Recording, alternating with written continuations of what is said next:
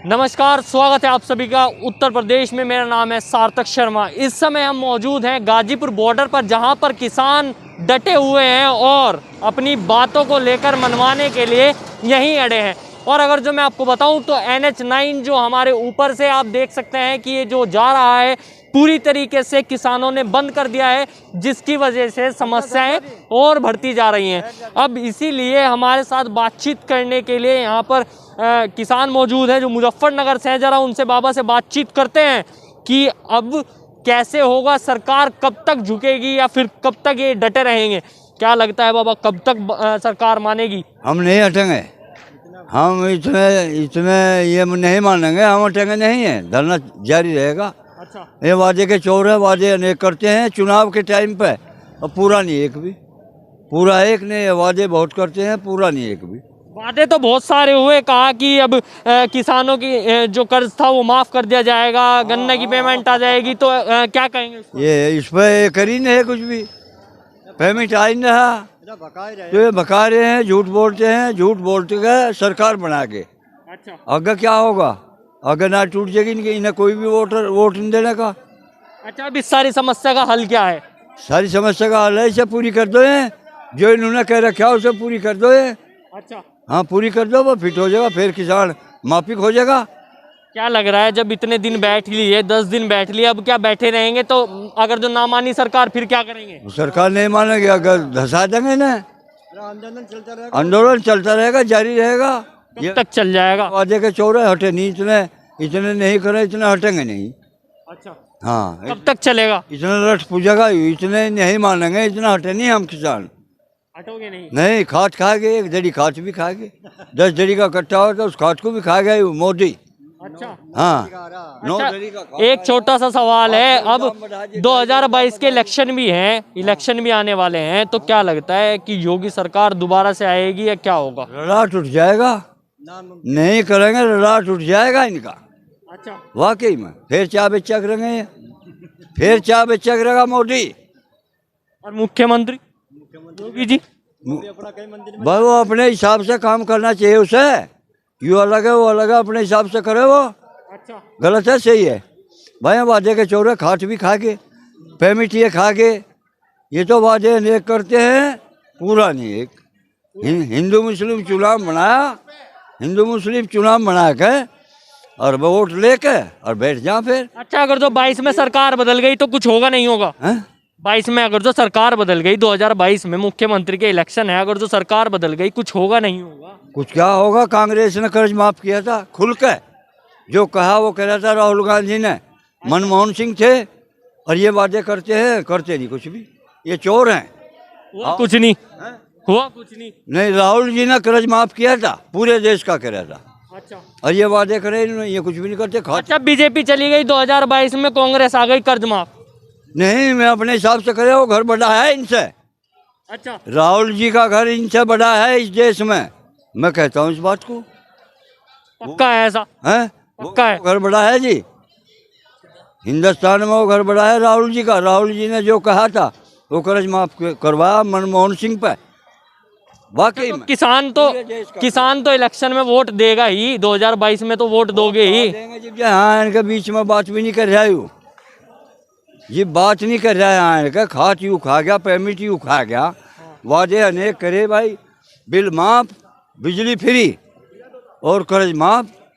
कह रही सरकार हमने पेंशन चला दी, पेंशन कभी मिली भी नहीं थी पेंशन किसान को। कहाँ की पेंशन चला दी ने? रखा बैठे हैं किसान लोगों का, लाखों का गन्ना रखा बैठे हैं, 15 दिन में कह रहे पेमेंट हो जाएगी, तो उनके 1000 रुपए पेंशन में का गुजारा हो जाएगा?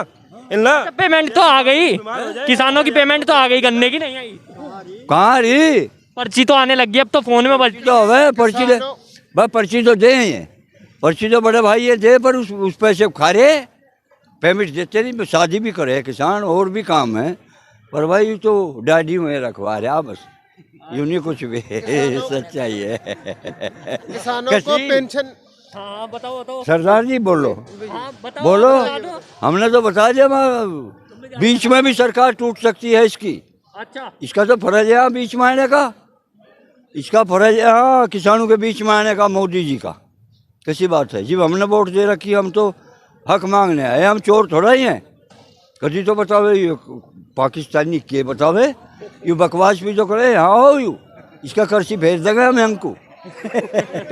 हाँ जी, हाँ जी, हाँ जी। पेंशन की जो आप बात कर रहे हैं ना, किसान को पेंशन नहीं चाहिए।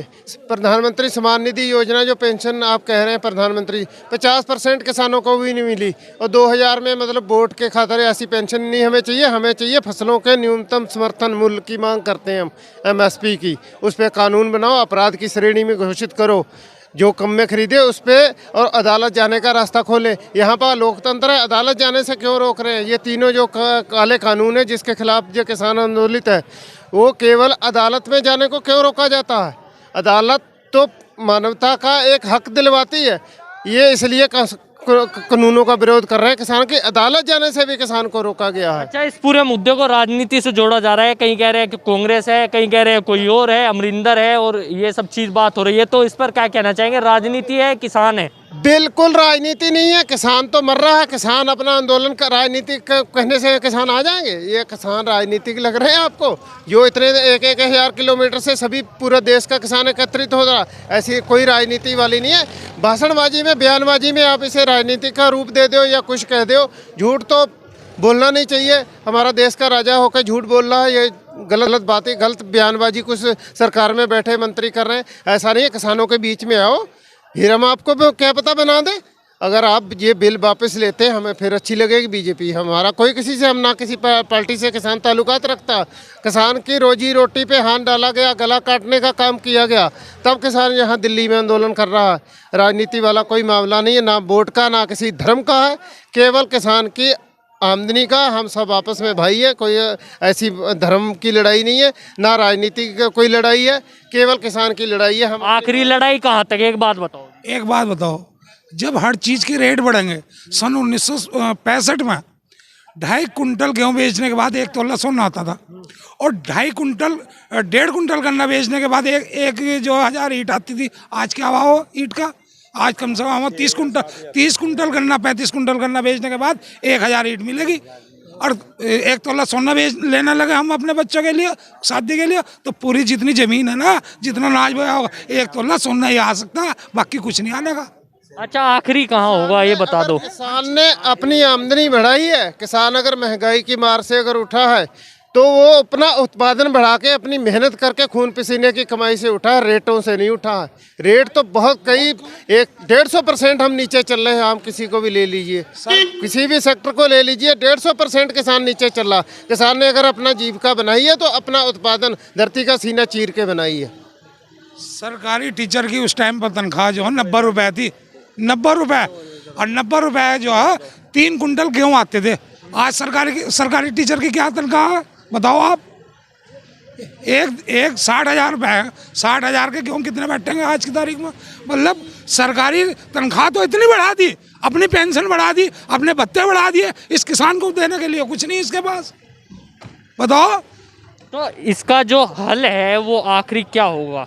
कितने दिन तक रहेगा ऐसे ही? भाई हम तो एक बात बताओ, जब हमारा मामला बिल्कुल ख़त्म हो गया, गले से पर पानी खेत तक, हम घर जा तो मरे भाई। जब हमारा खर्च नहीं चल लगा, हमारे बच्चों का खर्च नहीं चल लगा, हम उसमें खेती में जो लगा रहे हैं और जो हम बेच रहे हैं वो भी वापस नहीं आने का, तो क्या करेगा किसान?